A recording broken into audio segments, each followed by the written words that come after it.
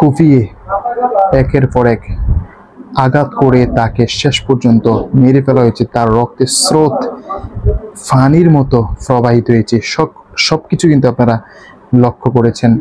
আসসালামু আলাইকুম দর্শক, স্বাগতম জানাচ্ছি আপনাদের সবাইকে। আজকে খুবই হৃদয় বিদারক একটা ঘটনার সাক্ষী হয়েছে বাংলাদেশের মানুষ।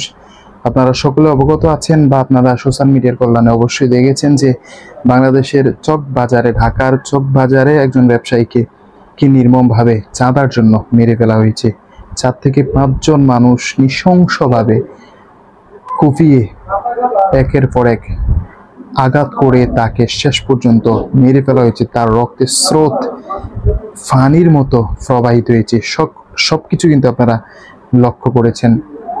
এখন দুঃখের বিষয় হচ্ছে, এত ঘটনা ঘটে যাওয়ার পরও প্রশাসন কি করেছে? এতক্ষণ ধরে তাকে চাঁদা চেয়েছে, মেরেছে, লাশ হয়ে যাওয়ার পরে প্রশাসন এসেছে। এর আগে প্রশাসন কোথায় ছিল? এর আগে প্রশাসন আসা উচিত ছিল না?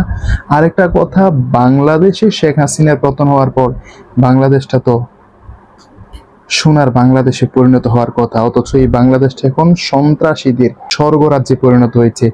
আমরা দেখেছি প্রতিনিয়ত 5টা, 10টা, 20টা, 50টা হত্যার ঘটনা, খুনের ঘটনা আমরা কিন্তু লক্ষ্য করছি। শেখ হাসিনা পতনের পর প্রশাসনের কোনো বালাই নেই, কেউ প্রশাসনকে গুনেই না। ওপেন মানুষকে মেরে ফেলা হচ্ছে, খুন করা হচ্ছে, জবাই করে দেওয়া হচ্ছে, দর্শন করে গুম করে মেরে ফেলা হচ্ছে, অথচ সেই প্রশাসনের কোনো সুদৃষ্টি নেই। প্রশাসন কোনো কিছু করতে পারছে না। আপনারা দেখেছেন ভিডিওতে কিন্তু দেখা যাচ্ছে যারাই ব্যবসায়ীকে একের পর এক আঘাত করে মেরে ফেলেছে। ভিডিও ফুটেজে তাদের সরাসরি দেখা যাচ্ছে, অথচ প্রশাসন কিন্তু তাদেরকে শেষ পর্যন্ত ধরবেও না, তাদের কোনো সাজা হবে না। দিন শেষে নেক্সট টাইম তারা সেই খুন করেছে আবার খুন করতে উদ্বুদ্ধ হবে এবং নেক্সট টাইম তারা খুন কিন্তু আরো করবে। আমরা এর আগে দেখেছি রইসুদ্দিন হত্যাকাণ্ড, কিন্তু এখন পর্যন্ত কোনো সুরা হয়নি। এভাবে অনেক হত্যাকাণ্ড হয়েছে, প্রশাসন কাউকে অ্যারেস্ট করতে পারেনি। কোনো এত ফুটেজ, এত কিছু থাকার পরও প্রশাসন কাউকেই ধরতে পারেনি, কাউকে কোনো সাজাই দেয়নি। মানে মরে গেছে, এটা একটা ন্যাচারাল বিষয় হয়ে গেছে। মেরে ফেলা, হত্যা করা, গুম করা, খুন করা, দর্শন করা, এটা বাংলাদেশে এখন ন্যাচারাল একটা বিষয় হচ্ছে। সকলে যে ইচ্ছা সেই মেরে ফেলছে, যে ইচ্ছা সেই গুম করে ফেলছে ওপেন রাস্তার মধ্যে। এটা তো আগে বাংলাদেশে ছিল না। আইয়ামে জাহিলিয়াতের যুগকেও কিন্তু হার মানাচ্ছে। এটা তো কখনোই ছিল না বাংলাদেশে এরকম পরিস্থিতি, অথচ এখন ওপেন সবার সামনে কোপানো হচ্ছে, সবার সামনে মেরে ফেলা হচ্ছে। এখন কিন্তু প্রশাসন কোনো কিছুতেই কোনো তৎপরতা নেই বাংলাদেশে। এগুলো কি চলছে আসলে?